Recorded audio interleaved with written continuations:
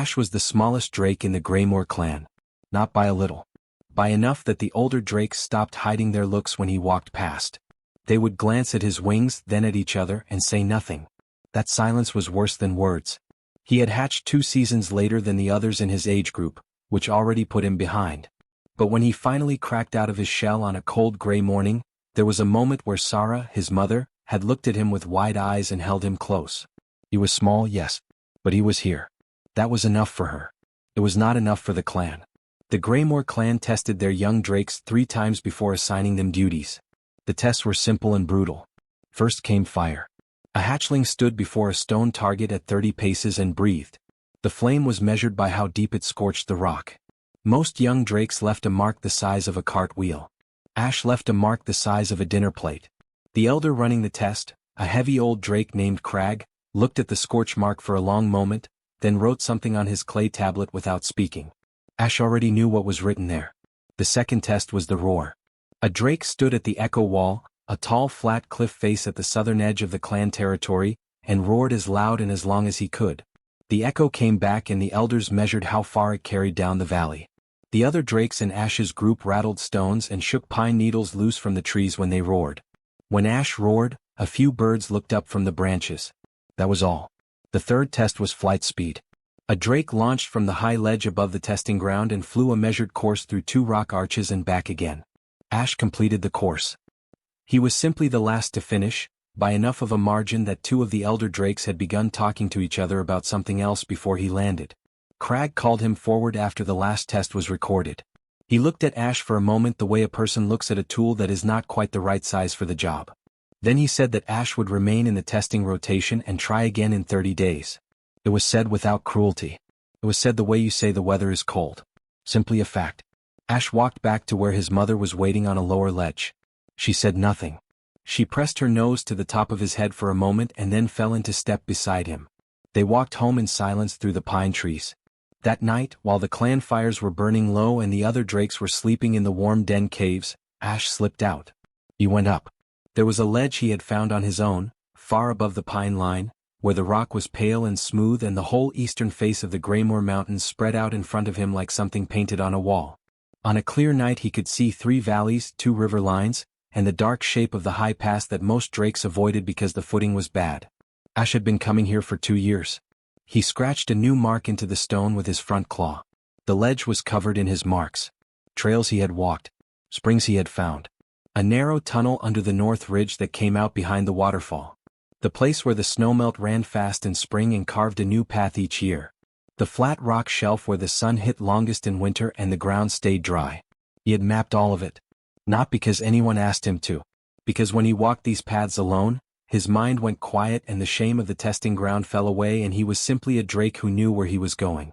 He sat on the ledge for a long time. Below, the clan slept. The strongest fire breathers, the fastest flyers, the loudest roars. They would all be assigned to patrol duties soon. Border watches. Escort flights. The work that drakes were valued for. Ash would stay behind in the testing rotation while others moved forward, and he would try again in 30 days and probably fail again, and Crag would write something on his tablet and the cycle would continue. He looked out at the mountains in the dark. He knew something that none of the patrol drakes knew. He knew that the eastern trail, the one that looked like a dead end at the sheer rock face, had a low crawl gap at its base that opened into a wide passage beyond. He had found it by accident one afternoon when he was sheltering from rain. He knew that the high pass was only dangerous in the middle section and that if you took the low animal trail along the left side, the footing was solid all the way through. He knew where the hidden springs were, where the safe ledges were, where the wind came from before a storm and which direction it pushed smoke. He knew the Greymoor Mountains better than any drake alive. Nobody had ever asked. He scratched one more mark into the stone, a small careful line indicating a deer trail he had followed that morning down to a valley he had not mapped yet. Then he tucked his wings close against the cold and watched the stars move slowly across the dark sky. Tomorrow there would be another 30 days of waiting. Tonight there was just the mountain, the dark, and all the paths that nobody else knew were there. Roy had been walking for 11 days when he made the wrong turn. It was not a dramatic mistake. There was no single moment where he stepped off a cliff or crossed a rushing river. It was quieter than that. A trail that looked right in the morning light turned into loose rock and dead brush by midday. A landmark he had been using, a tall split pine on the eastern ridge, disappeared behind cloud cover and never came back. By late afternoon he was standing in a narrow gully with steep walls on both sides and no clear way forward. He sat down on a flat rock and opened his pack. The water flask was light. He tilted it and heard the small sound of maybe half a day's worth left. His food was better but not good. 3 strips of dried meat, a hard biscuit and a small cloth bag of oats. He had been rationing since day 9 when he realized the mountain was larger than his original notes suggested. He pulled out his map and spread it across his knee. Roy worked for the Survey Corps of the Western Reaches. His job was to go into unmapped territory and come back with something useful. He had done it for 8 years. He was good at staying calm. He was good at reading land and making decisions with incomplete information. But the Greymoor Mountains had a particular way of looking simple from a distance and being completely different up close. The map on his knee had too many blank spaces. He studied it for a while, made a few pencil marks and then folded it back up carefully. He looked at the sky. Gray and getting grayer. Rain before dark, maybe. He needed water and he needed shelter and he needed to figure out where he was before the light went. He stood up, shouldered his pack and started walking north along the gully floor. He did not notice the drake watching him from the treeline. Ash had seen the human enter the gully from above. He had been sitting on a narrow rock shelf halfway up the eastern wall, doing what he often did in the afternoon, watching the mountain and thinking about nothing in particular. The human had come in from the south trail, which Ash knew went nowhere useful. He watched the man sit down, look at his paper and then get up and walk north. North was wrong. North in this gully led to a collapsed rock fall about 400 paces ahead. The human would hit it, turn around and be back where he started with less light and less water. Ash sat very still and watched him go. He told himself it was not his concern. Humans came into the mountains sometimes. They usually found their way out. This one looked careful and steady. He would be fine. The human disappeared around a bend in the gully. Ash waited. About 10 minutes passed. Then the human came back around the bend, walking a little slower now and stopped in the middle of the gully floor. He put his hands on his hips and looked up at the sky. It was the look of a person who was not panicking but was running low on the energy required to not panic. Ash made a decision without fully understanding why. He came down from the shelf slowly, picking his way along the rock face, making enough noise that the human would hear him coming and not be startled.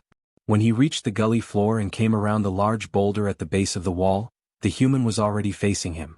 Roy went completely still. He did not reach for anything. He did not step back. He simply stood and looked at Ash with careful, steady eyes, taking in the wings, the small frame, the pale gray scales. Then he said, slowly and clearly, "I am not armed. I am just lost." Ash looked at him for a moment. Then he turned and walked south, back the way the human had come, and paused at the gully entrance to look back. Roy picked up his pack and followed. Ash led him out of the gully and turned east along a low animal trail that ran beneath the treeline. It was not a trail most would notice. It was narrow and the brush was thick on either side and it looked like it went nowhere. But Ash had followed it 2 summers ago out of simple curiosity and found that it curved around the base of the eastern ridge and dropped into a small hollow where a spring came up cold and clear from between 2 mossy rocks. It took about 20 minutes. When the hollow opened up ahead and the sound of water reached them, Roy made a small sound and moved forward quickly. He knelt at the spring and drank from his cupped hands first, then filled his flask, then drank again. He stayed there for a while with his eyes closed, just breathing. Ash sat back on his haunches a few feet away and watched the trees. After a while Roy turned around and looked at him. His face was tired but calm now, the particular calm of a person who had been worried and was no longer. He looked at Ash the way people rarely looked at drakes. Not with fear. Not with the careful blankness of someone pretending not to be afraid. Just directly, the way you look at someone who has done something for you. He said, "Thank you." 2 words. Simple and quiet. Ash did not move. He was not sure what he had expected. He had not expected anything really. He had simply shown the human the water because the human needed water and Ash knew where it was. But those 2 words landed somewhere inside him and sat there warm and strange. Nobody in the clan had ever said thank you to him for knowing the mountain. He looked at Roy for a moment longer. Then he looked back at the trees. But he did not leave. Roy did not ask right away. He was not the kind of man who pushed. He had learned a long time ago that the best way to lose something good was to grab at it too fast. So after he filled his flask at the spring and the drake had settled quietly nearby, Roy simply opened his pack and took out his food. He broke the hard biscuit in 2 pieces without thinking much about it and held one piece out toward Ash. Ash looked at it. Roy set it on the flat rock between them and went back to eating his half. Ash did not take the biscuit. But he stayed. That was enough for Roy. He pulled out his map and spread it on his knee the way he always did, smoothing the edges with his thumb. He studied the blank sections of the eastern range, the places where his pencil lines simply stopped because he had not been there yet. He had 12 days of survey work left if the weather held. Maybe more if it did not. He looked at the blank spaces for a long time. Then he looked up at Ash. The drake was watching the tree line. Not restless. Not waiting for anything. Just present the way an animal is present when it feels safe enough to stop moving. Roy said, I am mapping these mountains.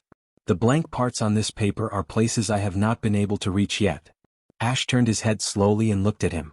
Roy held the map out so the drake could see it. He was not sure if it meant anything to a drake. But Ash looked at it for a long moment and then did something Roy did not expect. He reached out with one claw, carefully, and touched a spot on the eastern section of the map. A blank space. Then he moved his claw slightly north and touched another blank space. Then he looked at Roy. Roy felt something shift in his chest. He said quietly, You know these places. Ash looked at him steadily. Roy folded the map and put it away. Then he said, I could use help. If you are willing. Ash was still for a moment. Then he stood up, shook his wings once against the cold air, and turned toward the eastern trail. Roy packed up his things and followed. What happened over the next 4 days was something Roy would talk about for the rest of his life, though he would always struggle to describe it properly. Ash moved through the Greymoor Mountains the way water moves through a familiar pipe. Without hesitation. Without confusion. He knew which trails looked impassable but were not. He knew which ones looked easy and would dead end after an hour of walking. He knew where the ground was solid and where it looked solid but was hollow underneath from old water channels. He knew where overhangs gave shelter when the afternoon rain came down fast and cold. On the first morning Ash stopped walking and stood very still with his nose lifted. Roy stopped behind him and waited. About 20 minutes later the sky opened and heavy rain came down hard. They were already under a wide granite overhang that fit two of them neatly. Roy had not even seen it before Ash walked under it. He opened his notebook and wrote that down. On the second day Ash led him through a section of the northern ridge that Roy had marked on his map as impassable due to cliff face. The cliff face was real. But Ash took him along a low animal trail that skirted the base of it, hidden by dense brush, and they came out on the other side into a high valley Roy had not known existed. It was wide and flat and a river ran through the middle of it, clean and fast. Roy stood at the edge of it with his mouth open for a moment. He spent 3 hours mapping that valley. Ash sat on a rock nearby and watched him work without impatience. Sometimes Roy would point at a feature and look at Ash questioningly and Ash would either move toward it, meaning it was safe and worth investigating, or stay still, meaning leave it alone. It became a simple language between them. Point and response. Look and answer. No words needed most of the time. On the third evening Roy set up his small camp at the edge of the valley and cooked the last of his dried meat over a low fire. He held a piece out toward Ash without making a performance of it.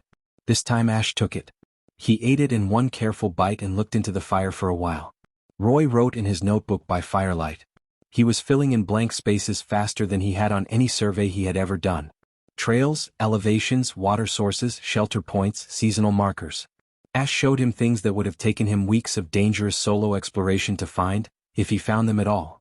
Some of them he would never have found. The hidden valley alone was a significant discovery.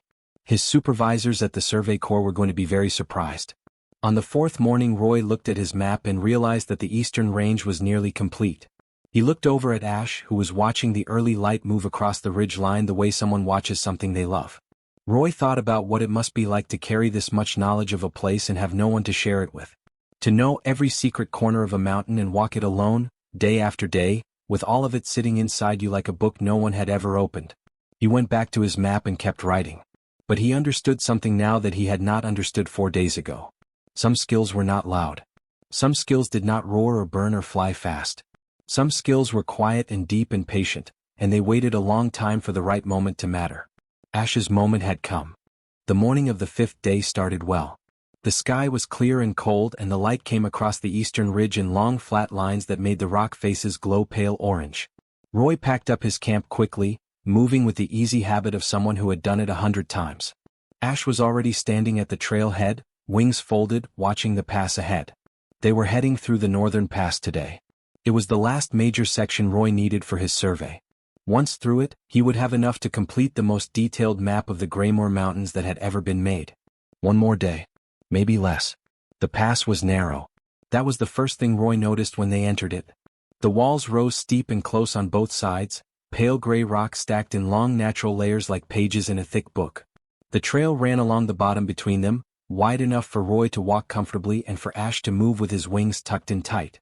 The sky above was just a thin strip of blue between the high walls. Roy kept his notebook out as they moved, marking features and measurements as he walked. Ash moved ahead by about 10 paces as he usually did, checking the trail before Roy reached it. They were about halfway through when Ash stopped. Roy looked up from his notebook. Ash had his head lifted and his eyes were on the upper section of the western wall. Roy followed his gaze. The rock up there was layered differently from the rest, darker and wet-looking despite the dry morning. There were thin cracks running through it that Roy could see even from below. Roy started to say something. The wall came down. It did not come down all at once. It came in 2 stages. First, a single large slab broke loose from the upper section and hit the trail wall on the way down, which knocked 3 more pieces free, and then all of it came together in a roar that filled the narrow pass completely and bounced off both walls and hit Roy in the chest like a wave of sound. He threw himself back and to the right. The main slide hit the trail about 8 paces ahead of where he had been standing, right where he would have been in another 4 seconds of walking. Rock and dust and smaller debris came skidding and bouncing back toward him, and he covered his head with his arms and took it across his shoulders and back. Then it was quiet. Roy stayed down for a moment, breathing hard. Then he lifted his head. The pass ahead was completely blocked. A wall of broken rock, some pieces larger than Roy's camp chest, filled the trail from wall to wall and rose about 3 times Roy's height. Dust was still settling through the thin strip of blue sky above. He tried to stand and his right leg sent a sharp pain up through his knee that made him drop back down immediately. He looked at it. Not broken. But something had caught him on the way down, a smaller piece of flying rock most likely, and the knee was already swelling inside his trouser leg and would not take weight properly. He looked up. Ash was on the near side of the rock slide, having moved back fast enough to avoid the main fall. He was looking at Roy, then at the blocked pass, then back at Roy. His expression, as much as a drake had expressions, was tight and focused. Roy said calmly, "I cannot put weight on this leg well. And we cannot go through that." Ash looked at the wall of rock for a long moment. Roy could see him thinking. The drake moved to the rock slide and pressed his head close to a gap between 2 large pieces, then breathed a small tongue of fire into it. The flame barely heated the surface of the rock. He pulled back and stood very still. Roy waited. He knew better than to fill silence with noise. Then something changed in Ash's posture. His head came up slightly and he turned and looked back down the pass the way they had come. Not all the way back. About 30 paces. There was a section of the western wall there where the rock face had a long dark shadow running along its base. Roy had walked past it without a second look. Ash walked to it. Roy pulled himself up using the wall, keeping his weight off the right leg, and followed slowly. Up close, the shadow at the base of the wall was not a shadow. It was a gap. Low and wide, about the height of Roy's waist, running back into the rock further than the light reached. The edges of it were smooth from old water movement. Whatever had carved it had been working for a very long time. Ash looked at Roy. Then he lowered himself flat and moved into the gap without hesitation. Roy got down on his hands and his good knee, gritted his teeth and followed. Inside it was completely dark within the first few paces. Roy could hear Ash moving ahead of him, the soft scratch of claws on smooth stone. He kept one hand on the tunnel wall and moved forward slowly, dragging his bad leg behind him. Ash breathed a very small, careful flame every 30 seconds or so. Just enough light for Roy to see the tunnel floor ahead for a moment before the dark came back. It was not much, but it was enough. The tunnel turned once to the left and then sloped gently upward. Roy focused on the sound of Ash ahead of him. The scratch of claws. The soft breath. He followed it the way a person follows a voice in the dark, putting one hand forward and then the other, keeping his bad leg moving. It took a long time. Then cold air touched Roy's face and the darkness ahead turned gray and then lighter gray, and Ash stepped out into open daylight and turned around and waited. Roy came out behind him and sat on the ground and breathed the cold clean air for a long moment without speaking. They were on the far side of the pass. The trail continued ahead of them through open mountain land, wide and clear and easy. Roy looked at Ash. Ash looked back at him quietly. Roy said, "You knew that tunnel was there." Ash said nothing. But he held Roy's gaze in the steady way he always did when the answer was yes. Roy let out a long, slow breath. Then he opened his notebook, found a fresh page and started writing. Roy walked out of the Greymoor Mountains on the 6th day. His knee was wrapped tight with a strip of canvas from his pack and he walked with a stick he had cut from a fallen pine branch. It slowed him down but not badly. Ash walked beside him the whole way out, not ahead, not behind. Beside. It was a small thing but Roy noticed it. At the base of the mountains where the land flattened out into open meadow and the tree line thinned and you could see the distant shapes of the western reaches settlement 3 miles ahead, they stopped. Roy turned and looked at Ash. He wanted to say something that matched the size of what had happened over the past 6 days. Something that covered the valley they had found together and the tunnel in the dark and the spring in the hollow and all the quiet hours of moving through the mountain with nothing between them but simple trust. He thought about it for a moment and then decided that a man who used too many words when a few would do was not someone Ash would respect anyway. He said, "You saved my life in that pass. And you gave me the best survey I have ever done. I will not forget either of those things." Ash looked at him steadily. Roy nodded once, picked up his pack and walked toward the settlement. Ash watched him until he was a small shape in the wide meadow. Then he turned and went back into the mountains. The Survey Corps office in the Western Reaches settlement was a single long room with maps covering every wall and a large wooden table in the center that was always covered in papers. When Roy walked in and put his completed survey on that table, the room went quiet. His supervisor, a broad older woman named May, picked it up and looked at the first page. Then the second. Then she carried it to the window where the light was better and went through it slowly while Roy stood and waited. She said without looking up, "This is the Eastern Range. All of it." Roy said, "Yes." She turned another page. "This valley. We did not know this valley existed. It is a good-sized one. River runs through the middle.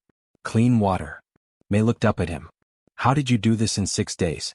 "We estimated this section at 4 weeks minimum." Roy pulled out his notebook and opened it to the first page of survey notes. At the top of the page, in clear letters, he had written a name before anything else. He turned the notebook around and set it on the table in front of her. She read the name. She looked up at him. "A Drake. A young one. From the clan in the upper range. He knows those mountains better than anything alive. Every trail, every water source, every shelter point, every hidden passage. He showed me things I would never have found alone." Roy paused. "He also got me out of the northern pass when a rockslide blocked it and my leg went bad. There is a tunnel under the western wall. He knew it was there." May looked at the notebook for a long moment.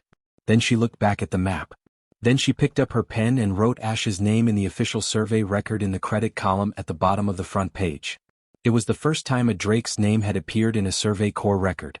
Word travels in mountains the way water does.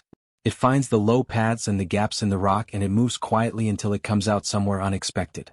It reached the Greymoor clan 4 days later. Nobody was quite sure how.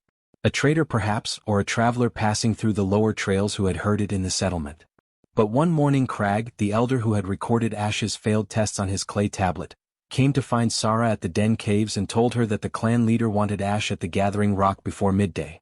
Sarah went to find her son. Ash came to the Gathering Rock not knowing what to expect. He had been back in the mountains alone since leaving Roy at the meadow, walking his usual trails, thinking his usual thoughts. The clan felt the same as it always had. The other Drakes looked at him the same way. He had not told anyone what had happened. But someone had. The Gathering Rock was a wide flat boulder at the center of the clan territory where important things were said. When Ash arrived, the elders were already there. Crag stood at the front. Behind him stood most of the adult Drakes of the clan, and the other young Drakes his age, the ones who had passed their tests and moved on to patrol duties. Nobody was laughing. Nobody was making the low rumbling sound that passed for mockery among Drakes. They were simply standing and looking at him. Crag looked at him for a long moment with an expression that Ash could not quite read because he had never seen it directed at himself before. Then the old elder dipped his head. Just slightly. Just once. It was the greeting one Drake gave to another whose worth was not in question. Ash stood very still. He did not know what to do with it.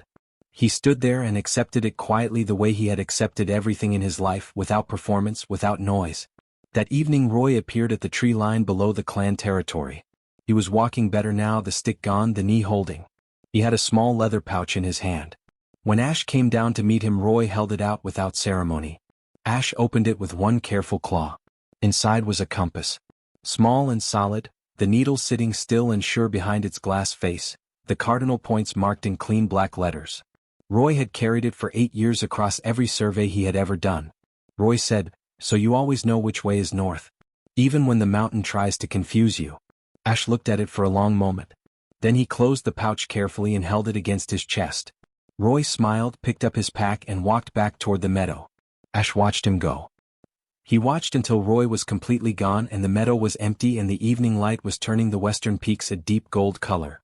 Then he turned and looked up at the mountains. There was a section of the southern range he had not fully mapped yet. A high ridge with 3 possible trail entries that he had been meaning to investigate for almost a year. He had thought about it on and off while traveling with Roy and had a good idea already of which entry would go all the way through and which 2 would stop short. Tomorrow he would find out if he was right. He tucked the compass pouch safely against his side, spread his small wings once in the cold evening air, and turned toward the path home.